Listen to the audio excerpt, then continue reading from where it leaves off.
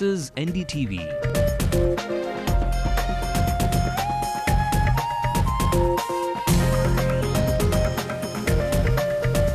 And you're watching Ndtv-Hindu.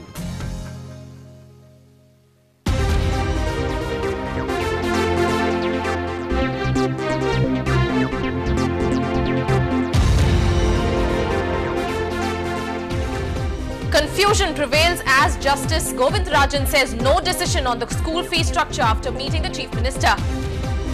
Top sources in the police say they know the complete truth behind the fake marksheet scam. The Andhra Pradesh police will now stop trailing Chennai-based wife of slain Maoist leader after the State Human Rights Commission intervenes.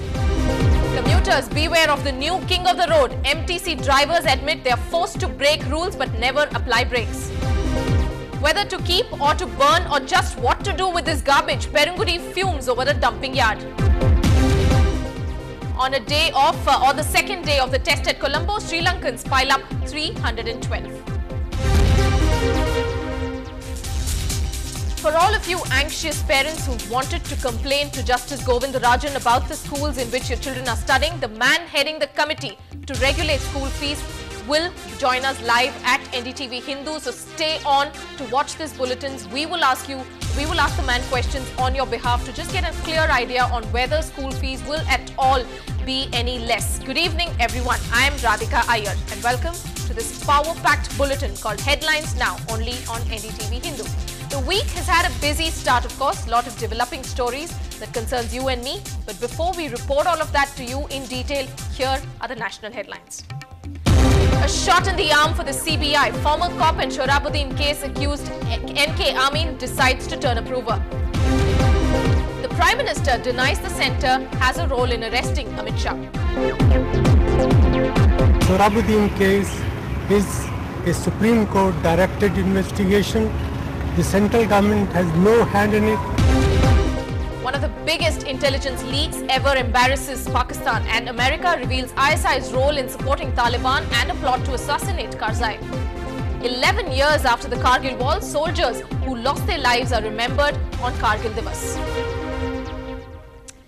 Last December, the government gave the best news possible to parents and students just ahead of summer vacation. The government said school fees will be regulated in private schools to ensure that private players don't fleece parents of their money in the lure of good education. The parents believed that to be serious and even staged protests at various schools. But today's development is slightly disappointing. Has the government developed cold feet and wants to be less aggressive in taming private school owners? The final report of the Justice Govindarajan committee, it seems, will now not come out any soon. And Shabir Ahmed tells you what exactly is the twist in today's story. As tension is still simmering between parents and school authorities, it appears to be a tightrope walk for this man, Justice Govindarajan, who's in the hot seat, handling complaints pouring in from parents. The range of the complaints as vast as the fees some private schools are charging. The government, it seems, now wants to slow down the process to reduce fees. Justice Govindarajan was summoned by the Chief Minister, perhaps to convey the same. We don't want a mistake because this order will continue for 3 years. So we have to do it properly. We don't want to hastily do it. This committee, constituted 6 months ago, was a ray of hope for many parents. But it seems it has failed to resolve the crisis. The delay in the process is seen as an indication that the government has developed cold feet. In spite of the things they are going ahead with their own programs, they have to watch each school with some government officials or whatever it is. ஏன்னா பழைய பீஸை தான் வாங்கிட்டு இருக்காங்க. இன்னும் அது அமலுக்கு வரல அப்படின்னு சொல்லி அதே அமௌண்ட் தான் வாங்கிட்டு இருக்காங்க. அது எப்போ வரும் நாங்கள் எதிர்பார்த்துட்டு இருக்கோங்க. கமிட்டி போட்டது சும்மா ஒரு இது eye wash. It is just an eye wash just to please the public that they are taking some interest. They are the first looter. After an aggressive start to regulate fees in private schools, the last thing parents hope is whether the government manages to indeed make private education a wee bit cheaper. In Chennai, with Shabir Ahmed, Pratiksha Ramkumar for NDTV-Hindu. Justice Govindarajan, the man who is walking the tightrope between private schools and parents, join me live on this very bulletin. Sir, Justice Govindarajan, we appreciate you joining us on this very bulletin very much, considering it is a very a time that where pressure clearly mounts atop your head, considering you are on that hot seat trying to strike a balance somehow between private schools and between angry parents who are fuming over the kind of money they're spending in the name of education, considering education indeed in today's world has become expensive. Explain to us, sir, if possible, what exactly was the meeting about today with the Chief Minister? What exactly did he summon you for?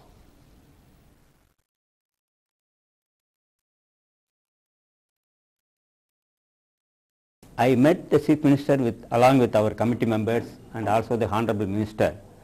We apprised what is the work going on in the committee. We have also informed how we have fixed the fees, what is the formula followed, and also how we are considering the reviews. And we are also apprised that we are considering the review, and after considering the review, we will send the orders to the schools. Okay, but confusion still prevails, sir, at the ground level. The standoff between parents and teachers continues. So what would you have to say about that?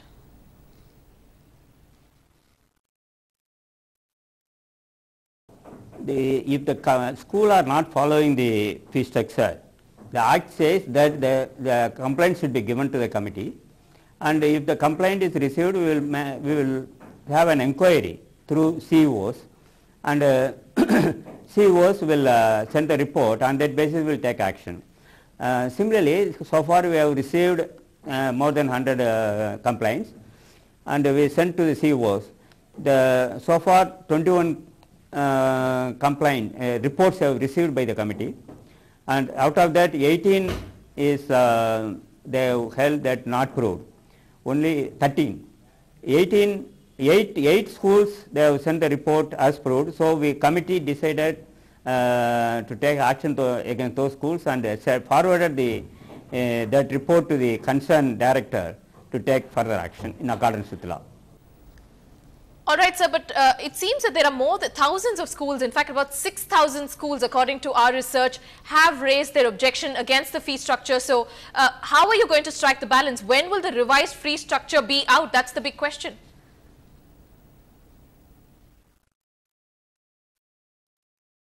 Now we are considering the objections, and immediately after considering the objections, and definitely we will release the orders.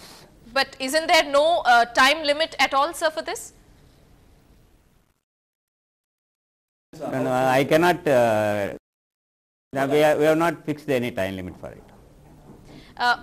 It seems obviously then that the process will be delayed again and the confusion will continue. How are you going to deal with that?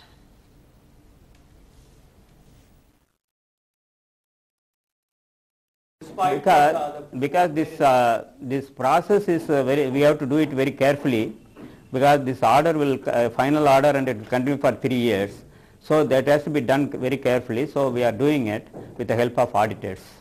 All right. Does that mean no decisions in the next, say, 1 or 2 months, considering parents indeed are hoping that there will be some sort of a change in the structure of fees within this academic year itself? Yes, we don't want to take any hasty decision, so that is why we are doing it properly. All right, sir, the big question now, which I'm sure parents have been wanting to meet with you and ask. Suppose the parents have their students studying in schools which are according to the regulated fee structure that you preliminarily advised. If the schools are collecting more fees than prescribed, what should the parents do? No, as I said that they can make a complaint, we will do it in accordance, we will take action in accordance with the law. All right, if I may ask, lastly, sir, before I let you go, there are reports that the education authorities are threatening schools which do not collect excess fees. What action will be taken against them if at all this is true?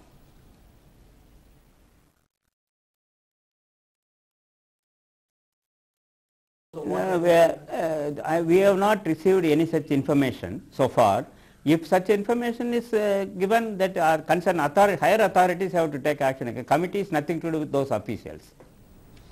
Okay, Justice Govindarajan, thanks very much indeed. Again, appreciate you joining us on this show. Clearly, it's a tough job for Justice Govindarajan there. Whether for the parents or for the students, it is clear or not as to what exactly the committee is at the moment doing. One thing is very clear. The fact that the pressure is just about too high, and within the next, say, 2 or 3 months, it seems that we will not know of any report very soon. But like Justice Govindarajan says, keep the complaints going because there is someone who's listening. Moving on to the other big story we have been bringing to you, we've been investigating rather, after an Ndtv-Hindu report, a crackdown in engineering colleges brought out fake mark sheets one after another that were recovered from different engineering colleges, and within a few days of the investigation, the police is now claiming that they're almost closing in on those involved. Confidential sources have told Ndtv-Hindu that the huge fake mark sheet scam is soon to be investigated completely. A city court granted 3 days police custody to Egambaram, the second accused in this case. Police sources say that both the accused who have been arrested so far had pointed fingers at the same offenders. Police sources also hinted that the case will be closed within the arrest, with the arrest of 2 more accused involved in the case. Meanwhile, the court has directed the Central Crime Branch to produce them before the Egambaram court on Wednesday. See, that investigation is still not yet completed. There's 2 phases. One is that accused have been arrested, 2 of them, and inquiry is going on to explore the possibility of who are other accused. Then so far as students and parents are concerned, 30 of them have been, examined, 15 students, 15 parents. And on the basis of the report or given by the students and parents, plus the accused, then opinion will be formed who are the other accused and what are the modus operandi, so how to go about further. So we wait till this examination is complete. My colleague Salim now joins us live from the newsroom here in the Perungudi office. Salim, thanks very much for joining us. The fact that we brought out this report, it didn't seem so simple, did it, that the case should be over quite so soon? Just 25 mark sheets which have been recovered so far, but our investigation says that there could be so many more. Do you think there's probably some sort of a pressure, or is it genuinely a case where the police have indeed found out the truth? It comes as a shock for the thousands of people who are at the counseling centers even now, and the entire state of Tamil Nadu, because shockingly confidential sources has told Ndtv-Hindu that the case will come to an end soon. The reason, the police have arrested 2 accused so far in this case. Both are government employees. Now the first accused, Thiruvengadam, in this case was taken into police custody. He was interrogated by the police for 5 days. During interrogation, Thiruvengadam pointed his finger at 2 people, and now the police have taken the second accused in this case, Egambaram, under their custody, and even a few hours ago, Egambaram has pointed his finger at the same people. Now the police say that they have zeroed in on the 2 accused. They hinted that they are not government employees and they are working in a private firm. The police say that after the arrest of these 2 people, whom these 2 prime accused have pointed, the case will come to an end. But police sources a few days ago, they actually met the press saying that they have recovered. They claim to have recovered a computer, a printer, and so when Ndtv-Hindu asked them whether the prime accused in this case used the only computer and the only printer, the police say yes. It comes as a bit of disappointment to the people of Tamil Nadu. Salim, thanks very much for joining us with those details. Moving on, the Andhra Pradesh State Human Rights Commission has ordered the police in the Andhra Pradesh to give protection to Chennai-based Sujata, who is the wife of slain Maoist leader Sande Rajamouli. Sujata had sought the intervention of the Madras High Court, and the State Human Rights Commission, it seems now, has given her some respite. She had claimed that the Special Intelligence Bureau of Andhra Pradesh Police had been trailing her in Chennai. She's been living here for over 3 years now. The Madras High Court has ordered the police in Andhra Pradesh to stop trailing her, which means that she can now live a life with a bit more peace, considering she's lost her husband to that battle, which the country is now seeing as terrorism. Okay, many of you will relate to this very report. The Metropolitan Transport Corporation might take pride for flashy range of buses it has introduced for its commuters. But when it comes to safety, it's a far cry from the required standard. Jumping off signals, violating stop lanes are some of the regular offences committed by the drivers of MTC. Our reporter Lokpriya went around the city and found the violations are committed even when the traffic is not even at its peak. It's 1 p.m., a time when traffic is not quite at its peak. This is the Coimbatore junction. The signal light is showing red. While humble commuters stop as goes the traffic rule, look at these MTC buses driving past. It seems that their dictionary of traffic rules says jump a signal when it shows red. Ask them why they flout rules, the answer is shocking. Timing எங்களுக்கு சரியாக பத்தாததுனால தான் வந்து நாங்கள் கொஞ்சம் அந்த சிக்னல்லாம் avoid பண்ணாத சிக்னலை கொஞ்சம் மீறி போயிட்டு இருக்கோம் timing பத்தாததுனால. Being a public carrier, these buses need to set a precedent for safe driving. A recent survey reveals that there have been 1,521 traffic violations by MTC drivers in the last 6 months. Traffic cops say they are vexed of sending weekly summons to the drivers. But yeah, against MTC buses, we have booked last month alone. We have booked about 300 and odd cases, and we are taking up the matter with the concerned authorities, and we are also giving training for the drivers. The common man on the road is fuming. Public வந்து violate பண்ணாங்கன்னா rules வந்து police வந்து ஸ்ட்ரிக்ட்டா இருக்காங்க. ஆனா அதே இது bus வந்து trespass பண்ணாங்களோ அதாவது ஸ்டாப் லைனை தாண்டி நிப்பாட்டினா அவங்கள வந்து கேள்வி கேட்கறதில்ல. அவங்ககிட்ட ரொம்ப லிபரலா இருக்காங்க. அதனால இன்னும் ஸ்ட்ரிக்ட் ஆக்கலாம் அவங்கள. The MTC officials did not want to comment on camera. However, when questioned, they said repeat offenders are put through a training program, and in some extreme cases, disciplinary action has also been initiated. There's an urgent need to sensitize these drivers on the basic traffic rules. Inadequate training for these drivers seems to be the root cause for these traffic violations. If safety is considered important, the MTC should evolve a safety driving squad to keep these drivers under a check. In Chennai, Lokpriya, Ndtv-Hindu. I for one stay meters away every time I see an MTC bus. We'll take a very little break and we'll be right back with lots more on the other side.